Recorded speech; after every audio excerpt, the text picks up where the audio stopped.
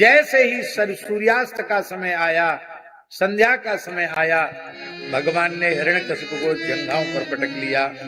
भगवान नृसिंह देहली पर विराजमान हो गए। देहली पर भगवान नृसिंह विराजमान हो गए, इसलिए देहली को भगवान नृसिंह का आसन माना गया। देहली पर खड़ा नहीं होना चाहिए, देहली पैर से छू जाए तो स्पर्श करके देहली को प्रणाम करना चाहिए।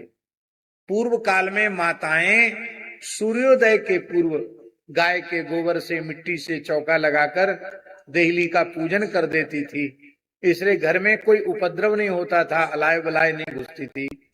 अब तो घरों में देहली ही नहीं है बिना रोक टोक, इसलिए कम से कम मुख्य द्वार पर तो देहली अवश्य बनानी चाहिए। देहली आवश्यक है प्रत्येक भवन में। पुराने मंदिरों में देखा होगा, घरों में देखा होगा, सब घरों में देहली बनती है। हिरण्यकशिपु को जंघाओं पर पटक कर भगवान ने कहा, अरे दुष्ट, तूने वरदान मांगा था कि मैं ब्रह्मा जी की बनाई हुई सृष्टि के किसी प्राणी के द्वारा न मारा जाऊं। बोल, ब्रह्मा जी की सृष्टि में मेरे जैसा प्राणी तुझने कोई देखा है?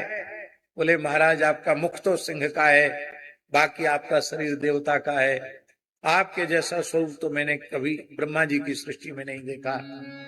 तूने वर मांगा था, न दिन में मरूं न रात में मरूं। बोल, दिन है कि रात? बोले, महाराज ये संध्या का समय है, न इसको दिन कहा जा सकता न रात कहा जा सकता। तूने वर मांगा था, न घर के भीतर मरूं न बाहर। बोल, तू घर के भीतर है कि बाहर? बोली देहली न भीतर होती न बाहर, बीचों बीच होती है। तूने वर मांगा था, न धरती पर मरूं न आकाश में, तू मेरी जंघाओं पर है। तूने वरदान मांगा था, मैं अस्त्र शस्त्र से न मरूं। बोल, मेरे हाथ में अस्त्र हैं कि शस्त्र? बोले, महाराज आपके प्रचंड नाखून, लगता है उन्हीं से आप हमारा उद्धार करेंगे। और भगवान ने कहा, ब्रह्मा जी के सभी वरदान सत्य हैं। बोले, एक तो बकाया है। क्या? मैंने कहा था 12 महीने में से किसी महीने में न मरूं। भगवान ने कहा, तुम्हारे लिए हमने 13वां महीना बना दिया, पुरुषोत्तम मास। उस समय अधिक वैशाख मास था। बोले, ब्रह्मा जी के सब वरदान सत्य हैं? बोले, हाँ सत्य हैं। पुरुषोत्तम मास अभी जेठ में आने वाला है, इसका बड़ा महात्म्य है। पुरुषोत्तम मास में कोई भी सत्कर्म हजारों गुना हो जाता है, अनंत गुना हो जाता है। कार्तिक मास में जो दीपदान की विधि है, वो दीपदान का पुण्य अधिक मास पुरुषोत्तम मास में 1000 गुना बढ़ जाता है।